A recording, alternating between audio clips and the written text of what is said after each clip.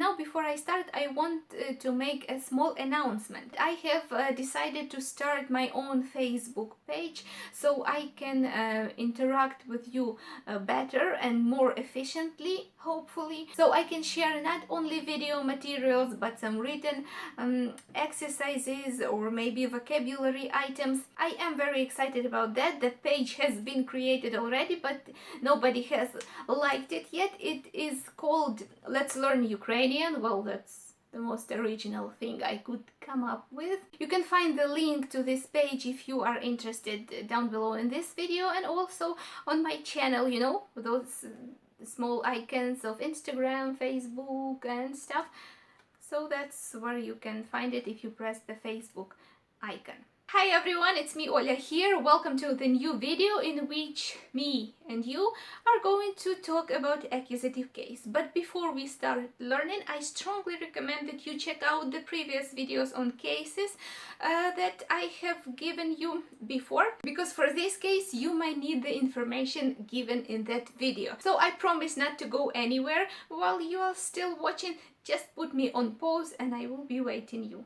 Okay, so now if you are watching me, I assume that you have seen the videos and you already know about nominative, genitive and dative case in Ukrainian. So now we have all the opportunities to talk about the accusative, case number 4 in our list of cases.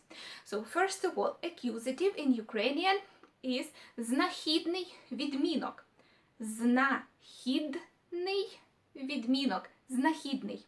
Знахідний comes from the verb знаходити. Знаходити. Знаходити. And it is a Ukrainian verb that means to find.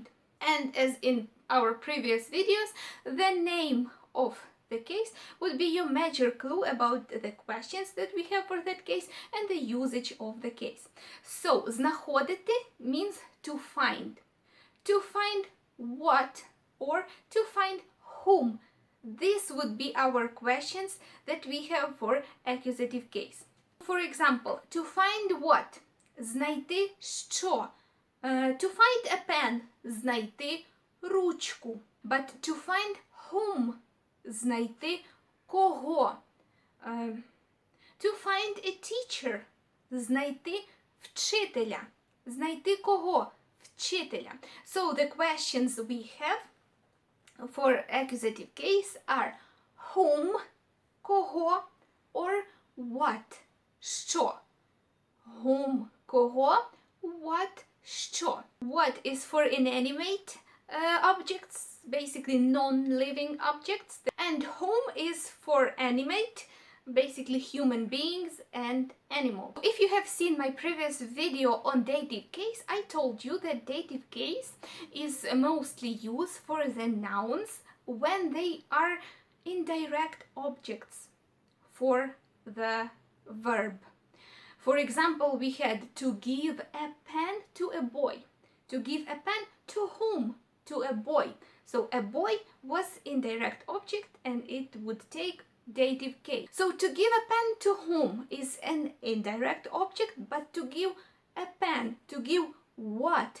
A pen. A pen in this case is direct object.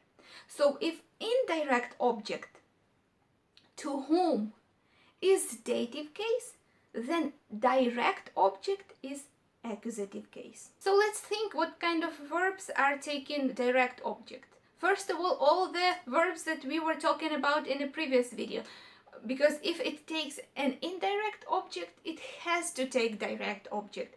To explain a topic, but to students. To whom? To students. Indirect object, but to explain a topic. To explain what? A topic. Пояснити що? Тему. Розповісти історію. To tell a story. Розповісти що? Історію. Історію.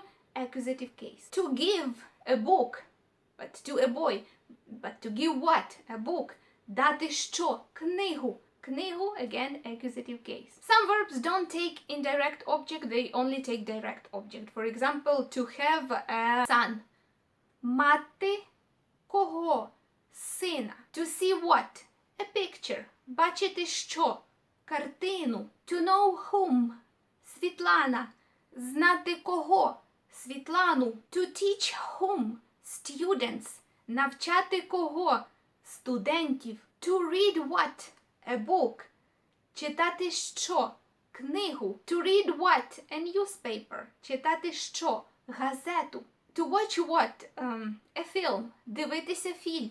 Now, for accusative case, it is very important whether the noun is animate or inanimate. Basically, a living thing like a person or animal, or non-living like any kind of object or abstract idea. It is important because it influences the ending that we are adding to the nouns in accusative case. Now let's see how it works. Masculine singular noun. So if a noun is animate or human being or an animal, it will take the ending of genitive case. Let's remind ourselves what kind of endings that would be. If the noun ends in a hard consonant, it will take the ending a. Student, studenta. Professor, profesora. Brat, brata. Syn, syna. So, I know whom, a professor. Я знаю професора. I have whom, a son. Я маю сина. If a masculine singular noun ends in soft sign or consonant y, it will take the ending я. For example, вчитель, вчителя.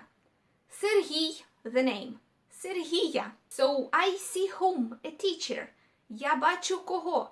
Вчителя. I know whom. Сергій. Я знаю кого? Сергія. And if a masculine singular noun ends in o, that happens rarely, but sometimes it does, the noun will drop ending o and take ending a. For example, father, батько, батька. Or if we say dad, тато, тата. Like to visit whom? Father. Відвідати кого? Батька. But if a noun is an inanimate object, it takes the endings of the nominative case. And if you have seen the video on nominative case, you know the rule. No change whatsoever. Take it from the dictionary, use it in your speech. Let's see how it works. To know what? A secret. Знати що? Секрет. To explain what? A lesson. Пояснити що? Урок. To have what? A house. Мати що? Будинок. Okay, and for feminine singular nouns, it doesn't really matter whether the noun is animate or an inanimate object. Doesn't matter, they will all take same endings. For example, if a feminine singular noun ends in a, it drops ending a and takes ending u in accusative case. For example, книга, книгу, школа, школу, Світлана, Світлану. To read what? A book. Читати що? Книгу. To see what? School. Бачити що? Школу. To know whom? Світлана. Знати кого?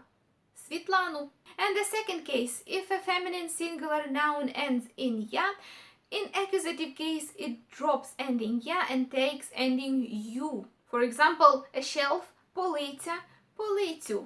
A name, Марія, Марію. So, for example, to have what? A shelf. Мати що? Полицю. To visit whom?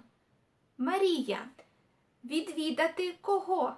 Марію. Now let's talk about neuter nouns, and they are the easiest case of all because they behave exactly like the nouns in nominative case. And you know the rule. Do I need to remind you? Take it from the dictionary, use it in your speech. No change whatsoever. Місто, місто, село, село, вікно, вікно. For example, to wash what? A window. Мити що? Вікно. To eat what? An apple. Їсти що? Яблуко. As you can tell, the endings are exactly as in nominative case, which means exactly as we take them from the dictionary. Now let's talk about plurals. If we have plurals for inanimate object, They also don't change. They behave exactly like the plurals of nominative case. For example, tables – столи. To wash what? Tables. Мити що? Столи. Apples – яблука. To eat apples. To eat what? Apples. Їсти що?